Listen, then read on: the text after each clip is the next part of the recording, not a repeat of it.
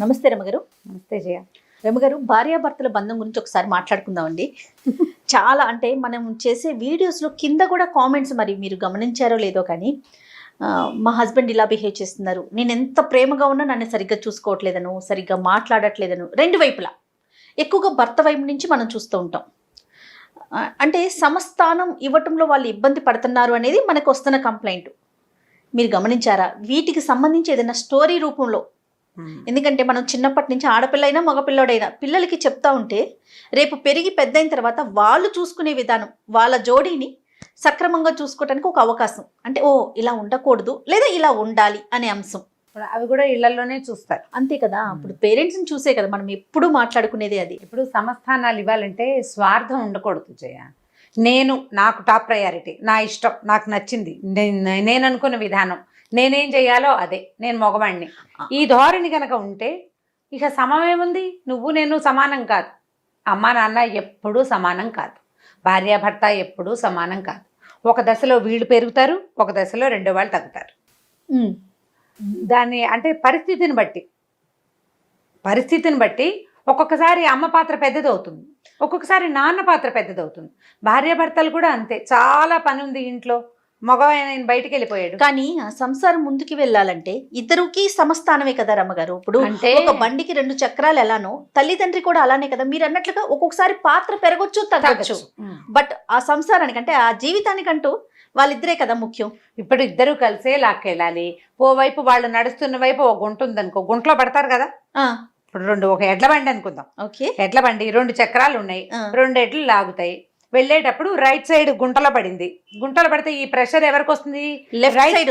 ఇప్పుడు right side ఉన్న వాళ్ళు గుంటలో పడితే లెఫ్ట్ సైడ్ వాళ్ళకి ప్రెషర్ వస్తుంది. అంతే, వాళ్ళ ప్రమేయం లేకుండానే వాళ్ళు బలంగా లాగబడతారు, వాళ్ళకు కూడా తొట్టుపాటు వస్తుంది. ఇప్పుడు గుంటలో పడింది వాళ్ళు కాదు నిజానికి, అవును, రెండో వైపు ఉన్నది. ఇప్పుడు బరువు కూడా ఒక బండిలో ఓ వైపు బరువు ఎక్కువగా ఉందనుకో, ఆ వైపు ఉన్న ఎద్దు మీద కొంచెం ప్రెషర్ ఎక్కువ అవుతుంది. జీవితాల్లో కూడా అంతే కదా. ఇప్పుడు వీళ్ళు నేను సమానమేనన్న భావనతోటి ఎడ్లు ఎలా లాక్కెళ్తాయో మనం సంసార రథాన్ని అట్లా లాక్కెళ్ళాలి. నా వైపు బరువు లేదు కాబట్టి నేను నడవనని రెండో ఎద్దు అంటే బండి నడవదు, అసలు నడవదు. ఇప్పుడు ఏ ప్రెగ్నెన్సీ కష్టాలన్నీ భార్య పడాలి, ప్రెగ్నెన్సీ ఖర్చులన్నీ భర్త చూడాలి కదా, అంతేనా? ఇప్పుడు ఓ పిల్ల పుడితే నాకేనా పుట్టింది, వీడికి సంబంధం లేదా అని పోట్లాడితే ఎట్లా? పిల్లని చూడాల్సింది తల్లి, చంటి పిల్ల పోషించాల్సింది తండ్రి. ఇప్పుడు చంటి పిల్లతోటి రాత్రి పగలు నిద్ర ఉండదు, అలసిపోతారు, డిప్రెస్ అయిపోతూ ఉంటారు, ఏం చేయాలో తెలియదు. పిల్ల ఎడిసిన నెత్తిమి చేతులు పెట్టి కూర్చునే వాళ్ళు బోల్డ్ మంది ఉంటారు. అప్పుడు ఏం చేయొచ్చు? భర్త కాసేపు ఆ చంటి పిల్లని ఎత్తుకోవటమో, లేకపోతే భార్యకి ఏదైనా కాస్త అనుపనగా ఏదైనా తిండికి చూడటమో, లేకపోతే కాస్త రెస్ట్ ఇచ్చేందుకు అవకాశం, వాళ్ళకి 2 గంటలు రెస్ట్ ఇస్తే బాగుంటుంది. ఇప్పుడు మన ఇద్దరం ఫాయిదాగా పనిచేసినట్టు. ఇప్పుడు నేను పిల్లని కన్నది నువ్వు, ఆడాళ్లే కంటారు, మా అమ్మాయి చూసుకునేది లేదా మా అక్కయ్య బాగా సమర్థవంతంగా చూసుకునేది, నీకు చేత కావట్లేదు అని భార్యను కనుక 2 అక్షింతలు వేస్తే ఆ అమ్మాయి ఉన్న డిప్రెషన్ తోడు నిద్రలేనితనంతో మరీ డిప్రెస్ అయిపోతారు, ఇంకా దిగులు పడతారు. అవును, దిగులు పడి అప్పటిదాకా ఈ సంతానం కలగటం వల్ల భర్త మీద ఒక ఉప్పొంగిన ప్రేమాత్సయ ఉంటుంది, అది కాస్త దిగిపోతుంది నిజంగా. అప్పటిదాకా ఈ సంతానాన్ని చూసేసరికల్లా భర్త మీద విపరీతమైన ప్రేమాత్సయం కలుగుతుంది. ప్రతి స్త్రీకి ఎంత విసుగొస్తుందో అంత ప్రేమగా ఉంటారు.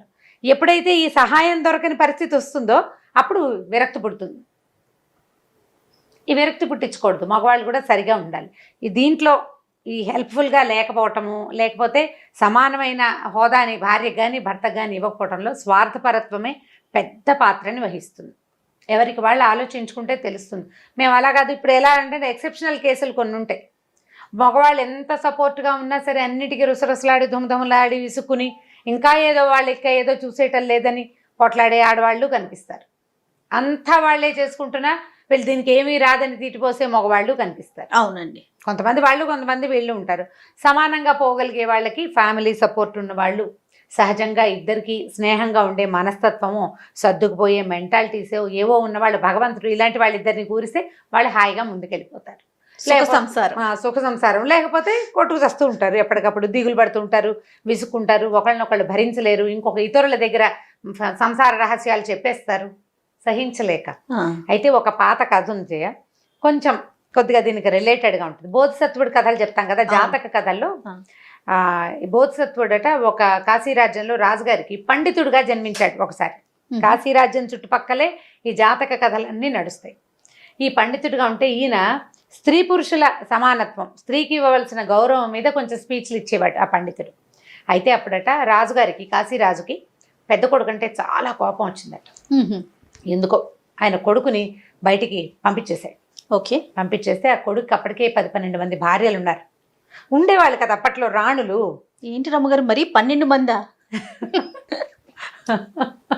ఓకే, ఉంటారు, ఉండేవాళ్ళు. పాత కథలు చెప్తున్నాం మనం, ఈనాటి కాశీ రాజ్యం కాదు, ఎప్పటిదో బోధసత్వుడు అంటే ఎప్పటి కథ చెప్పు. ఒకటికి ఒకటే చాలా కష్టంగా. అయితే వీళ్ళల్లో వసుప్రద అని ఒక పెద్ద భార్య, ఆ అమ్మాయి చాలా బుద్ధిమంతురాలు. ఆవిడ ఏం చేసిందట, భర్తని బయటికి పంపించేస్తే ఆవిడ కూడా అతనితో పాటు వెళ్ళిపోయి. వెళ్తే వీళ్ళు ఆయన రాజుగారి అన్నట్టు అసలు రాజ్యం బహిష్కరణ చేశాడు కొడుకుని. నా రాజ్యంలో నేను బతికుండగా అడుగు పెట్టద్దని చెప్పాడు. ఈయన కొడుకు బయటికి వెళ్ళిపోయాడు భార్యను తీసుకుని. ఇక ఆ అమ్మాయి అతను ఏం పని చేస్తే ఆ పని చేసి, అతను ఎక్కడుంటే అక్కడుండి, ఎలా ఉంచితే అలా ఉంచి నానా కష్టాలు పడ్డారు ఇద్దరు. ఇతని మిగిలిన భార్యలు మాత్రం అందరూ రాజకుమార్తెలే. వాళ్ళకేవో ఎవరి అంతఃపురాలు వాళ్ళకున్నా, ఎవరి దారిని వాళ్ళు ఉన్నారు. భర్త వెళ్ళిపోయినా ఎప్పటికోప్పటికి తిరిగి వస్తాడులే, రాజుగారి కోడళ్ళుగా వాళ్ళు ఊళ్ళోనే ఉండిపోయారు. వాళ్ళు ఎవరో అతనితో రాల, వాళ్ళ దారిని వాళ్ళు ఉన్నారు. ఈ వసుప్రద మాత్రం ఇతనితో పాటు వెళ్ళిపోయింది రాజుగారి అబ్బాయితో. చాలా కాలం గడిచిన తర్వాత, అంటే ఒక 3 సంవత్సరాలు 2.5 సంవత్సరాలు గడిచాక కాశీరాజుకి తీవ్రమైన అనారోగ్యం చేసింది. ఆయన మరణాసన్నుడు అయిపోయాడు. అయితే మరణాసన్నుడు అయినప్పుడు ఈయన ఏమన్నాడంటే, నా పెద్ద కొడుకుని పిలిపించండి అని చెప్పి కాగితం రాశాడు. నేను మరణాసన్నుడిగా ఉన్నాను, నువ్వు వచ్చి రాజ్యాన్ని స్వీకరించమని. ఇప్పుడు తండ్రి పొమ్మంటే పోయాడు, నేను రానన్లా. ఆయన రావడానికి రెడీ అయ్యాడు. నేను చచ్చేదాకా రావద్దన్నాడు కదా రాజు, ఎలాగో ఉత్తరం రాశారు. ఇక సైనికులు కొంతమంది వెతుకుంటూ పోయి ఎక్కడో ఉన్న రాజకుమారునికి ఆ కబురు అందించారు. కానీ ఇతను రావడానికి రాజలాంఛనాలు అవి ఏమీ ఏర్పరచల. రమ్మన్నారు అంతే. అది కూడా ఇతను ఎక్కడో ఉన్నాడు కదా, అంచెల మీద కబురు వచ్చింది, కానీ ఒరిజినల్గా వీళ్ళ సేవకులు ఎవ్వరూ అతని దగ్గరికి రాలేదు. కాగితం ఉత్తరం వచ్చింది అంతే. సరే భార్యను తీసుకుని, ఇంకేముంది ఆగ మేఘాల మీద నా రాజ్యం నాకు వచ్చేస్తోంది, ఇప్పుడు 3 ఏళ్ళ నుంచి నానా కష్టాలు పడ్డానని భార్యను తీసుకుని బయలుదేరిపోయాడు. ఈ బయలుదేరిన వాడు ఇప్పుడు 3 ఏళ్ళుగా, అమ్మాయి అసలు రాజకుమార్తె మొదట, కొన్నాళ్ళు యువరాజుకి పట్టమహిషిగా ఉంది. అంటే చాలా సుకుమారి, ఆవిడేం పని పాట ఎరిగింది కాదు పాపం. అయినా కూడా ఈ 3 ఏళ్ళు ఎలాగోలాగా అన్నం వండటం నేర్చుకుంది, వాకిలు ఊడటం నేర్చుకుంది. వీడు 10 రూపాయలు తెస్తే పావలా తెస్తే పావలతోటి అన్నం వండటం నేర్చుకుంది. ఎలాగో తంటాలు పడి తనతోటి ఉంది. ఈ బయలుదేరిన వాడు తన భార్య నాజుకైన మనిషిని ఇంతంత దూరాలు ఈ రకంగా తిరగలేదని ఆయన అనుకోలే. అతనున్న ప్రదేశానికి చేరడానికి అతనికి 6 నెలలు పట్టింది మొదట. అబ్బా! అలాంటిది వారం రోజుల లోపలే, 4-5 రోజుల లోపలే, ఇంకా 3 రోజుల లోపలే, 2 రోజుల్లోనే అలా చెప్తున్నాడు అనమాట, వెళ్ళిపోవాలని. ఇక పరుగులు పెట్టేశాడు. అతనితో పాటు పరిగెత్తలేకపోయింది అమ్మాయి. కాళ్ళ నిండా ముళ్ళు గుచ్చుకున్నాయి. ఆహారం లేదు, నడిచి ఎక్కడా కూర్చొనివ్వడు అతను. 2 బారలు ముందు నడుస్తాడు భార్య కంటే ముందు. తొందర అతనికి, తన రాజ్యాన్ని చేరుకోవాలి, మళ్ళీ రాజభోగాలు అనుభవించాలి. తన గురించి తప్ప ఇన్ని 3 సంవత్సరాలు నాతో ఉన్న ఈ అమ్మాయిని కష్టపెట్టకూడదనే ఇంగిత జ్ఞానం లేదు అతనికి. స్వార్థం, నేను అంతే. ఈ వెళ్ళేదారిలో ఏమైందట, ఓ 2 పూటలు ఏదో ప్రయాణం అయిన తర్వాత ఓ ఊళ్ళో వీళ్ళ దుస్థితి గమనించి ఒక కుటుంబం వాళ్ళు ఎవరో ఓ అరుగు మీద కూర్చుంటే వాళ్ళు ఏమన్నారంటే, బాబు భోజనం అది ఇస్తాను మీకు, మీరు 2 పూటలు తిందురు కానీ అని చెప్పాడు. వాళ్ళు ఒక ఆకులో ప్యాక్ చేశారు. ప్యాక్ చేస్తే ఏమన్నాడు, భార్యని కొంచెం దూరం నడిచి బయటికి వెళ్ళి తిందామనుకున్నారు. అక్కడ దాకా వెళ్ళాక, నువ్వు ఇక్కడే ఉండు, అక్కడ చెరువు ఉంది కదా, నేను కొంచెం బాత్రూమ్కి వెళ్ళాలని అబద్ధం చెప్పి ఆ చేతిలో ఉన్న అన్నపు మూటతోటే వెనక్కి వెళ్ళిపోయాడు అతను. వెళ్ళిపోయి అన్నం తినేసాడు. తిన్న తర్వాత ఏమనుకున్నాడు, ఇంకా కొంచెం అన్నం ఉంటే, ఇంకా సగం ఉంది, ఇద్దరు మనుషులకు కట్టారు. ఇప్పుడు ఒకవేళ భార్య కనుక దానికి భాగం పెడితే తనకి రాత్రికి నడవడానికి ఓపిక ఉండదని బలవంతంగా అన్నం మొత్తం తినేసి వాళ్ళు కట్టిన ఆకుల మూటని అలాగే మూట కట్టి మళ్ళీ గుడ్డలో పెట్టి పట్టుకొచ్చేసాడు. దగ్గరకు వచ్చాడు. వచ్చిన తర్వాత ఏమంటే అన్నం తిందామా అంటే, సరే అని మూటపోతే, అయ్యో వీళ్ళు ఏదో అన్నం అన్నారు, ఇందులో ఏమీ లేదే, 4 మెతుకులు ఉన్నాయి అంతేనని దాన్ని ఇట్లా దులిపి అందులో నుంచి సగమే భార్య చేతిలో పెట్టి మిగిలిన సగం తన నోట్లో వేసుకున్నాడు. ఆ అమ్మాయికి అర్థమైంది, తన అన్నం తిన్నవాడి మొహం కనపడుతుంది కదా, ఆహారం కూడా లేకుండా, ఎక్కడా రెస్ట్ ఇవ్వకుండా పగలల్లా నడిపించి ఎంత కష్టపడ్డారో, ఎంత అవస్థపడ్డారో. అతను పరిగెడుతూనే ఉన్నాడు. అతను కొంచెం బలశాలి, మగవాడు, ఆహారం ఆడవాళ్ళకి తీసుకుంటున్నాడు. మగవాళ్ళకి తేడా ఉంది. అవును. ఆహారం తీసుకున్నాడు. ఏదైనా చెట్టెక్కి పళ్ళు కోయడానికి చెట్టెక్కితే 5 6 పళ్ళు అతను పైనే కూర్చుని తినేసి 4 పళ్ళు కిందకి వేసి మళ్ళీ భార్యతో సగం వాటా తీసుకునేవాడు అతను. బా. మొత్తానికి 5వ రోజుకి వీళ్ళు ఊళ్ళోకి చేరారు. ఊళ్ళోకి చేరేసరికల్లా ఇంకా ఉత్సాహం వచ్చేసింది అతనికి. ఈ రాజకుమారుడు వస్తాడని ఊరికి 4 పక్కల, అంటే ఆ ఊరు ఒక మధ్యలో ఉంది, 4 వైపుల నుంచి అందులోకి వచ్చేందుకు మార్గాలు ఉన్నాయి. 4 పక్కల నుంచి, 4 దిక్కుల నుంచి, 4 దిక్కుల రథాలను ఏర్పరిచారు. వస్తాడేమో రాజకుమారుడని. అక్కడ రథం కనపడంగానే ఈ వెనకాల నిదానంగా నడిచొస్తున్న భార్యను వదిలేసి అదిగో రాజరథం అని పరిగెత్తుకుంటూ వెళ్ళి అతను రథం ఎక్కేశాడు. రథం ఎక్కేసి పదండి పదండి అన్నాడు. వాళ్ళు కూడా కోడలు గారు ఏదని వాళ్ళు అడగల. రథంలో వెళ్ళిపోయాడు అతను ఊళ్ళోకి. ఆవిడ ఒక్కతే మెల్లిగా నడుచుకుంటూ వచ్చింది రాచనగర్కి. వెళ్ళాక కూడా తను స్నానం చేయటం, తను భోజనం చేయటం, తన తండ్రిని చూడడం అవే తప్పిస్తే ఈ వెనకాల వదిలిపెట్టిన భార్య సంగతి ఏమిటి అని అతను ఆలోచించలేదు. ఇక అలా వెళ్ళిపోయాడు. రాజుగారికి వెళ్ళి ఇతను వెళ్ళంగానే రాజుగారు ఒక 2-3 పూటలకి మరణించాడు. ఈ అమ్మాయి బాగా చీకటి పడే వేళకి రాచనగర్ చేరింది. వాకిట్లో బయట ఉంటారు సైనికులు, పెద్ద కోడల్ని గుర్తుపెట్టారు. ఈవిడ అంతఃపురంలోకి వెళ్ళిపోయింది. అంతకుముందు తనకు అలాట్ చేయబడిన రూములు ఇవులు ఏవో ఉన్నాయి కదా, వాటిల్లోకి వెళ్ళింది. మెల్లిగా ఏదో రెస్ట్ తీసుకుంది, ఏదో తింది ఉంది. ఈ లోపల ఏమైంది, ఇప్పుడు 12 మంది రాణులు కదా, ఒక ఆవిడని తనతో తీసుకెళ్ళాడు. మిగిలిన 11 మంది రాజుకు వచ్చి ఈ రాజకుమారుడికి దిష్టి తీసి హారతలు ఇచ్చి తలా ఒక ఇంటికి తీసుకెళ్ళి ఆయనకి భోజనాలు పెట్టి ఆయనతో స్పెండ్ చేసి ఆయన ఎంజాయ్ చేస్తున్నాడు. ఈవిడ వదిలిపెట్టేశాడు. సరే ఏమైంది, ఒక 5-6 రోజుల తర్వాత రాజుగారు మరణించాడు. ఓహో.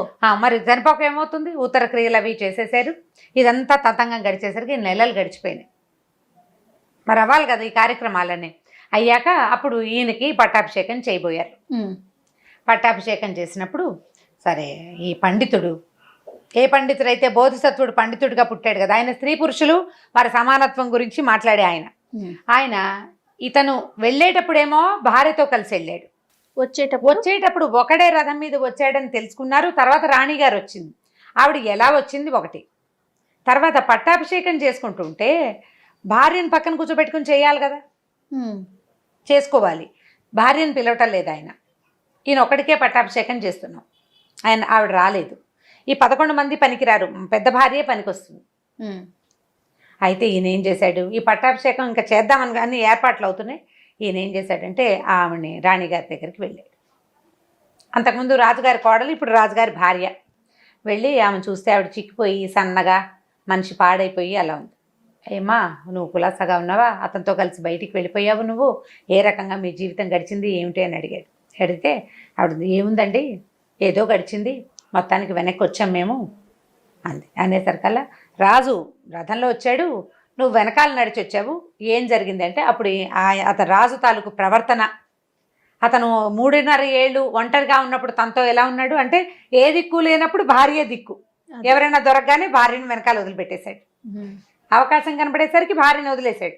నేను ఏం తింటున్నాను, నేను సుఖంగా ఉన్నాను లేదా, నేనేం కట్టుకుంటున్నాను ఆయనకు పట్టలేదు. అంతఃపురం చేరిపోయి వచ్చావా అన్నాడు, అంతే అయిపోయింది. ఆయన నన్నేం పట్టించుకోలేదు. అనేసరికల్లా పండితుడు అన్నాడు, రేపు పట్టాభిషేకం, ఎలాగూ పెద్ద భార్యని పిలవాలి, నేను పిలుస్తారు. రాజుగారు మాట్లాడతారు, సభని అడ్రస్ చేసి మాట్లాడతారు కదా, రాణిగారికి కూడా మాట్లాడే అవకాశం ఉంటుంది. రాజు ప్రవర్తనని తెలియచేయి నువ్వు అని చెప్పాడు ఆవిడకి. చెప్పమన్నాడు. ఏమనేసరికల్లా ఆవిడ, అయ్యా అట్లా చెప్పచ్చా అంటే, చెప్పాలమ్మా, చెప్పి తీరాలి. రాజు కళ్యాణ గుణ సంపన్నుడుగా ఉండాలి. కళ్యాణ గుణాల్లో స్వార్థం లేదు. ఎప్పుడైతే తనతో పాటు రాజ్యభారిని వదిలిపెట్టి బయటకు నడిచిన స్త్రీని పట్టించుకోకుండా వదిలిపెట్టేశాడో అప్పుడే అతను రాచరికానికి తగడు. మనం రామాయణాన్ని చెప్పుకుంటాము, అడవిలో ఎవరో ఎత్తుకుపోయాడని అనకుండా సీత తీసుకొచ్చి మళ్ళీ వెనక్కి తీసుకొచ్చేదాకా రాముడు ఎంత ప్రయత్నం చేశాడమ్మా. రాజు అంటే రాముడు, రాజ్యం అంటే రామరాజ్యం. కాశీరాజ్యం కూడా రామరాజ్యానికి తక్కువ కాకూడదు. ఈ సంఘటన తెలియచేస్తే కనీసం రాజుకు బుద్ధి వస్తుంది అని ఆవిడకి బాగా నచ్చజెప్పాడు. ఆవిడ లోపల కుములుతోంది కానీ అవి ఎవరితోటి అనలేదు. ఎందుకంటే భర్త అంటే ప్రేమ ఆవిడకి. చెప్పలేదు. చెప్పకపోవడం చేతకంతనం కాదు, ప్రేమ అవ్వచ్చు కదా. సరే ఏం చేసింది, మర్నాడు పట్టాభిషేకం జరిగింది. పట్టాభిషేకం అప్పుడు రాజుగారు అడ్రస్ చేశాడు, అందరికీ చెప్పాడు, నేను ఎన్నో కష్టాలు పడ్డాను, నా తండ్రి ఆజ్ఞ వల్ల వెనక్కి వచ్చాను, మీకు అందరికీ న్యాయం చేస్తాను, నేను అలా చేస్తా ఇలా చేస్తా చెప్తాం కదా హామీలు. కొత్తగా పదవిలోకి వచ్చిన వాళ్ళు ఇచ్చే అన్ని రకాలవి ఇవి చెప్పాడు. చెప్పినప్పుడు ఇప్పుడు రాణిగారు వంతున్నారు. రాణిగారు లేచి నిలబడి ఎలా కష్టపడ్డారు, ఎలా చేశారు, వచ్చేటప్పుడు ఎట్లా తన భర్త పరిగెత్తుకొచ్చాడు, తను ఎలా నడిచి వచ్చిందో చెప్పింది. అన్నం తినేశాడు లాంటిది చెప్పలా. అలా చెప్పకుండా నేను వెనకాల నడిచాను, నేను అబలని మెల్లిగా నడవగలిగేదాన్ని, నా భర్త రాజ్యాన్ని చేరుకోవాలన్న ఆసక్తి కలిగిన వాడు, అందుకని నన్ను వదిలిపెట్టి వచ్చేసాడు. ఉత్తర ద్వారంలో రథం కనపడంగానే ఎక్కేశాడు. నేను ఉత్తర ద్వారం నుంచి ఈ రాజ్యాన్ని రాజుగారికి పెద్ద కోడల్ని, ఈ కాబోయే రాజుగారి భార్యని పాదచారిగా నడిచొచ్చాను. నేను అంటే చెప్పకనే చెప్పింది. నడిచొచ్చాను. కాశీ రాజ్యం చాలా సుభిక్షంగా ఉంది, చాలా బాగుంది రాజ్యం. అంతా నడిచినప్పుడు నేను తెలుసుకున్నాను, నడక వల్లే నాకు రాజ్యం సుభిక్షంగా ఉందని, ఈ రాజ్యంలో అందరూ ధర్మపరులే ఉన్నారని నాకు తెలిసింది. నా భర్త రథంలో వచ్చేసాడు, ఆయన చూసుండడు, నేను నడిచి రాబట్టి నాకు అంతా తెలిసిందని చెప్పింది. చెప్పేసరికల్లా ప్రజలకి అర్థమైంది. ఇప్పుడు మెత్తగా చెప్పుతో కొట్టడం అనమాట, అది అర్థమైంది. అందరూ నిశ్శబ్దంగా ఉండిపోయారు. రాజు వెంటనే ఆయనకు అర్థమైంది ఈ పని ఎవరి వల్ల ఈ మాటలు బయటకు వచ్చినాయని. అప్పుడు ఈ పండితుడు లేచి నిలబడి, ఈ దుష్ప్రవర్తన, ఇది స్వార్థపరత్వం, స్త్రీని సమానంగా చూడమంటే నేను 25 కేజీలు బస్తా ఎత్తుతాను, నువ్వు కూడా ఎత్తమని అడగటం కాదు, నేను బస్తా ఎత్తుతాను, నాకు మంచినీళ్ళు తెచ్చిమ్మని అడగటం సమానత్వం. నేనేం చేస్తున్నాను నువ్వు కూడా అదే చెయ్యి అని అడగకూడదు. మగవాడికి ఒక క్షమత ఉంటుంది, స్త్రీకి ఇంకొక క్షమత ఉంటుంది. నాకున్న క్షమతతో నేను సంసారాన్ని జీవితాన్ని ముందుకు తీసుకెళ్తా, నీకున్న క్షమతను కూడా ఎట్మోస్ట్ సర్వీసు ఇవ్వు, నువ్వు ఆ మొత్తాన్ని దాన్ని ప్రదర్శించి నువ్వు కూడా పూర్తి క్షమతతోటి పనిచేయి, నాలాంటిది కాదు నీకున్నదే అని అడగాలి. ఇప్పుడు నువ్వు పరిగెత్తగలవు, నీతో ఉన్న నీ భార్య పరిగెత్తలేదు, ఎవరి శక్తి వారిది కదా, ఎవరి సామర్థ్యం వారిది, సామర్థ్యానుసారం ఇద్దరూ పనిచేయాలి. కాశీ రాజ్యాన్ని వదిలిపెట్టి బతకగలిగే క్షమత నీకుంటే మరి నీ మిగిలిన 11 మంది రాణులు ఎందుకు రాలేదు? క్షమత లేదు వాళ్ళకి. ఈమెకి క్షమత లేకపోయినా భర్త మీద ప్రేమతోటి వచ్చింది, భర్త మీద ప్రేమతోటే నీ వెనకాల వచ్చింది. నువ్వు ఒంటరి వాడివి కాకూడదని వచ్చింది. ఆమెను గౌరవించడం రాజా నీ విధి, నువ్వు స్త్రీని గౌరవించన్నాడు, భూమి నిన్ను గౌరవించదు. నువ్వు ఇప్పుడు స్త్రీకి భర్తవి కాదు, భూభర్తవి, నువ్వు రాజువి. భూమి నిన్నెప్పుడు సహిస్తుంది? నువ్వు స్త్రీని గౌరవించిన నాడే భూమి నిన్ను గౌరవించి నీకు కావాల్సింది ఇస్తుంది అనేసరికల్ రాజుగారు గబగబా దీని నుంచి దిగేశాడు. సింహాసనం మీద నుంచి కిందకెళ్ళి ఆ పండితుడి కాళ్ళు పట్టుకున్నాడు. అయ్యా నన్ను క్షమించండి, నేను స్వార్థపరంగానే ప్రవర్తించాను, నా ప్రవర్తన మార్చుకుంటాను, భార్యను గౌరవిస్తానని ఆయన ఆ ప్రమాణం చేసేట దీంట్లో ఈ సభ మొత్తం మీద. ఆ తర్వాత రాణిగారిని ఎంతో బాగా చూసుకున్నారు. తర్వాత కొన్ని 50-70 సంవత్సరాల పాటు ఇతనే ఈ వసుప్రత తాలూకు భర్తే కాశీ రాజ్యానికి రాజుగా ఉన్నాడు. అనాదరణీయుడు అంటే వీళ్ళు ఇలాంటి వాళ్ళని ఎవ్వరూ ఆదరించరు. నువ్వు స్త్రీని ఏ రకంగానూ గౌరవించలేవు, నీ భార్యను గౌరవించవు, నువ్వు మీ అమ్మని గౌరవిస్తావని నిన్ను ఎలా నమ్ముతావు? అవకాశం వస్తే నువ్వు మీ అమ్మతోటి అక్క చెల్లెలతోటి ఇలాంటి దుష్ప్రవర్తనే కలిగి ఉంటావు. అమ్మ అక్క చెల్లెల మీద చాలా ప్రీతిగా ఉంటారు కొంతమంది, ఎంత ప్రేమగా ఉంటారో వాళ్ళ అమ్మ అంటే. అమ్మకి అక్కయ్యకి ఇచ్చిన ఇంపార్టెన్స్ దేనికి ఇవ్వరు. మరి అలాంటిది కాదు భార్య, ఆమెకి ఇవ్వద్దా? తను స్త్రీయే కదా, ఇప్పుడు వాళ్ళకి ఇచ్చిన ఇంపార్టెన్స్ లాంటిదే ఆమె కూడా కావాలి. సేమ్ ఇవ్వవు. భార్యగా భార్యకి కదా, స్థానం మారింది కదా, ఆమెకి ఇవ్వాల్సిన ఇంపార్టెన్స్ భార్యకి ఇవ్వాలి, అక్క చెల్లెళ్ళకి అమ్మకి ఇవ్వాల్సిన ఇంపార్టెన్స్ వీళ్ళకి ఇవ్వాల్సిందే. ఈ రెండింటిని బ్యాలెన్స్ చేయటమే మగవాడి కష్టం. అది అటు తన పేరెంట్స్ని, భార్యని, అంటే ఇప్పటిదాకా తన జీవితాన్ని ముందుకు నడిపించిన ఫ్యామిలీని, తనతో పాటు ముందుకు నడవాల్సిన కొత్తగా కుటుంబ సభ్యురాలైన జీవిత సహచరిని, ఇద్దరిని బ్యాలెన్స్గా తీసుకెళ్ళటంలోనే మగవాళ్ళ ప్రతిభ దాగుంటుంది, దాంట్లోనే ఉంటుంది. కొంతమంది పూర్తిగా ఇటు వంగిపోయి ఫ్యామిలీని పాడు చేసుకుంటారు. కొంతమంది అమ్మా నాన్ననే పట్టించుకుని ఈ భార్యలకి విసుగు, అసహనాన్ని, అయిష్టాన్ని కలిగిస్తారు. బ్యాలెన్స్డ్గా ఉండటం చేత కావాలి, దానికోసం ప్రయత్నం చేయాలి. దానికి స్వార్థాన్ని విడనాడాలి. నేను అని అనుకోకూడదు, నాతో పాటు ఉన్నవాళ్ళు అనుకోవాలి, మనం అనుకోవాలి. అనుకుంటేనే కథ ముందుకెళ్తుంది. ఇది ఎప్పటి కథ చూడండి, జాతక కథ అంటే ఎన్ని వందల ఏళ్ల నాటి కథలు, బుద్ధిజం బాగా ఉన్న రోజుల్లో కథలు. మనకు తెలిసి మనమే చూడలేదు పెద్దగా, కదా. అవును. మనకే బుద్ధిస్ట్ థింగ్స్ పెద్దగా తెలియదు. అక్కడ ఉంది, ఇక్కడ ఉంది, జపాన్లో ఉంది, జర్మనీ అలా వింటాం తప్పిస్తే అంతకంటే పెద్దగా మనకు కూడా తెలియదు. తక్కువ ఉన్నారు మన దగ్గర. అప్పటి కథల్లోనే ఇలాంటి భావజాలాలు ఉన్నాయి. అది స్త్రీని సమానంగా చూడాలి, ఇది గౌరవించాలి. ఎప్పుడో పాత కథలాగా అనిపించట్లేదు. ఇప్పుడు మీరు కథ చెప్తూ ఉంటే వింటూ ఉంటే క్యారెక్టర్స్ గానీ కథ గానీ మన లైఫ్ కి రిలవెంట్ గా అనిపిస్తా ఉంది. చూసారా? రిలేటెడ్ గానే ఉంటుంది. ఎందుకంటే ఇలాంటి ప్రవర్తనలు ఎప్పుడూ ఉన్నాయి. ఇప్పటికీ చూస్తున్నాం మనం కొంతమందిలో. అయితే కదా అక్కడ రమ్మగారు? చూడు, రామ్ భార్య కోసం అక్కడ దాకా వెళ్ళి రావణాసురుని సంహరించిన రాముడు మనకు తెలుసు త్రేతాయుగం నాటివాడు. ఇతరుల భార్యను తీసుకొచ్చే మనస్తత్వం కలిగిన రావణాసురుడు కూడా త్రేతాయుగం నాటివాడు. అవును. మంచి చెడు ప్రతిసారి ఉన్నాయి. ఏదో కన్యని అపహరించటం కాదు, ఇతరుని భార్య పరస్త్రీ వివాహితని తెలిసి కూడా అవతల వాడి సొత్తును తీసుకురావాలనే మనస్తత్వం, దుష్ప్రవర్తన, వాణ్ణి సమర్థించటం. ఇప్పుడు ఆయన తప్పు చేశాడు, కుటుంబంలో ఎవరు ఎగనిస్ట్ కాలేదు అతనికి, అందరూ సమర్థించారు. కాబట్టి మంచి చెడు ప్రతి కాలంలోనూ సమానంగానే వెళ్తూ వచ్చాయి. పాండవులు ఉన్నప్పుడే కౌరవులు ఉన్నారు, అంతే కదా. అవును. ఎప్పుడు ఉంటుంది మంచి చెడు. మనం మన పద్ధతి ప్రకారం ఇప్పుడు ఇది ఇలా ముందుకు తీసుకెళ్ళటం అంటే మనతో పాటే ఆగిపోదు ప్రపంచం. మనం ఒక్కళ్ళమే కాదు, మన పిల్ల జల్లా ఉండరు, మన అన్నదమ్ములు, మన అక్క చెల్లెళ్ళు, మన కజిన్స్, మన ఫ్రెండ్స్, మన సంతానం, వీళ్ళందరూ మన చూసి నేర్చుకుంటారు కదా.